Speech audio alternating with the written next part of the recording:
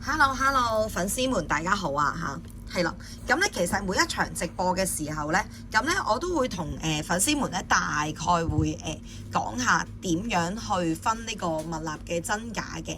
咁但係咧，我今次咧就專登拍一條片，咁可能咧我日後咧就冇講咁多如何分辨真假嗰樣嘢啦。除非粉絲們你哋好想再更加深入啲去了解任何嘅事情啊，到時會再拍片，可以留言話俾我知。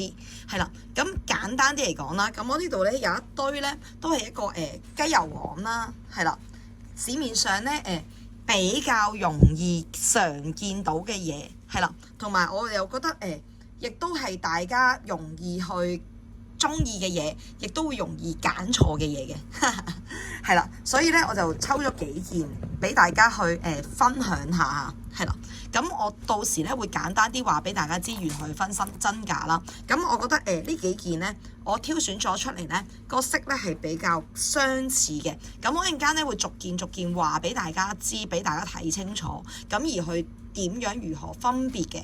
咁有啲粉絲們咧，真係我可以咁講啦，簡單嚟講，有啲師兄師姐即係老手少少咯。咁佢哋會同我哋講有時會睇蜜蠟個色啦，係啦，個色澤啦、紋理啦、入邊個結構啦，去分別嘅。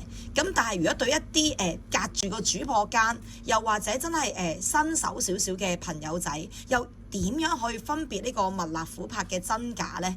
咁我今日都會同大家做一啲好簡單嘅測試，同埋大概會講2個最簡單嘅方法去辨認，係啦，令到大家冇咁容易買到一啲唔好或者係甚至係假嘅蜜蠟。係啦，咁我今日就準備咗呢幾件貨啊，係啦，可以俾大家望一望，係啦。但係有時隔住個 mon， 又或者可能喺做直播嘅時候，大家未必會真係可能睇得咁清楚入邊嘅細緻位嚇，係啦。咁我今日就簡單啲喺鏡頭度 pan 一 pan 俾大家望一望嚇，係啦，都可以打燈嘅，但係我好簡單嘅啫，一陣間咧都會做一啲好簡單嘅測試話俾大家知嘅，係啦。咁而家咧，大家首先望咗佢哋每一個樣先，係啦。手鏈、大象同埋手鐲，係咪有時過鏡呢？有時真係可能有時買蜜蠟嘅人啦，又或者直播主呢，佢未必會真係咁 detail 去講解，係啦。咁就只不過咧，我覺得你哋真係揾到一間咧，如果信譽良好嘅主播間嘅話咧，咁你就真係減少咗大家買到假嘢嘅機會率啦，係啦。咁呢4件作品，咁大家可以話俾我知，你哋肉眼分唔分到邊件係真，邊件係假，定係全部都係真，定係全部都係假咧？咁呢個好簡單嘅啫，我哋首先會從睇啦，第二個角度會從聞啦。係啦，因為其實有啲琥珀蜜蠟咧，其實佢哋味道咧並不大嘅，係啦，即係佢哋冇一個好大嘅味道，去令到好似香水咁樣咧，聞就知佢係咩嚟嘅，係啦。有啲客咧就會話首先輕輕搓熱佢啦，係啦，或者咁樣暖一暖佢，令到佢咧產生即係個身體俾啲熱力佢，令到佢會有少少極輕微嘅香味出現，即係簡單啲嚟講，大家唔會聞到一陣膠味啦。係咪先？係啦，你試下搓下條筋出嚟嘅味都係會係膠噶嘛，係咪？呢個第一。第二會從觀察啦，係啦。第三可以好簡單啲話俾大家知下，我咧就中意喜歡咧用紫光燈，係啦，同埋用鹽水測試，係啦。如果呢2個方法咧佢都通過咗咧，咁其實咧佢真確程度咧已經達到80% 以上㗎啦，係啦。我打個紫光燈俾大家望清楚呢4件作品嚇，見唔見到佢哋呈現出嘅反應都會有少少唔同啊，係啦，會有輕微唔同，見唔見到？係啦，紫光燈呢個係紫外光燈嚇，係啦。大家係咪會見到？可能有1-2件作品，可能個色或者有少少唔同啦，已經出嚟嘅效果係啦。大家又係咪可以從紫光燈去分別到真假呢？係啦。咁呢個係第一個我哋打紫光燈嘅測試，所以咧。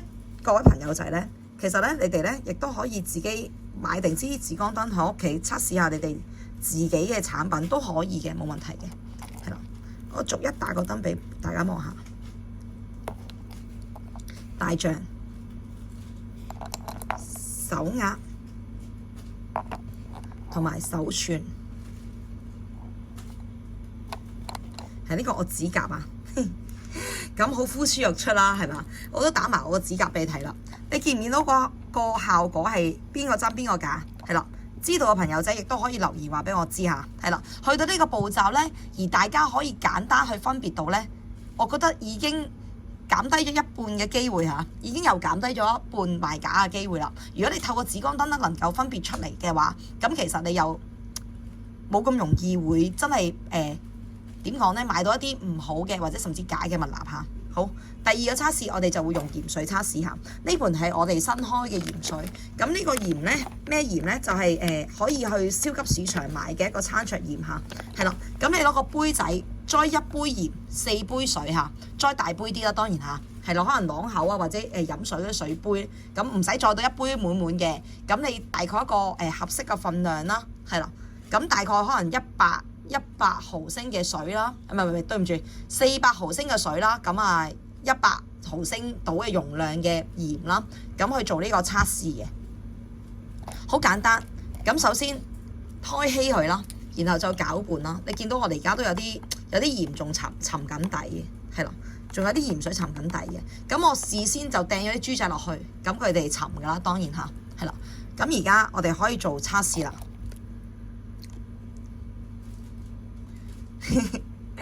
個佛係咁樣，見唔見到佢個狀態係咁樣嘅？係啦，咁佢浮定係沉呢？其實呢，我可以話俾你知，佢係浮嘅。佢只不過呢，有個萬能扣頭，係啦。咁呢，所以呢，導致到呢，佢個萬能扣頭比較重嘅時候呢，佢會呈現到一個狀態，就係佢好想浮起，但係好似有啲嘢擲住咗佢咁樣。第二個大象冇扣頭㗎啦。大象係會浮嘅。第三係手串，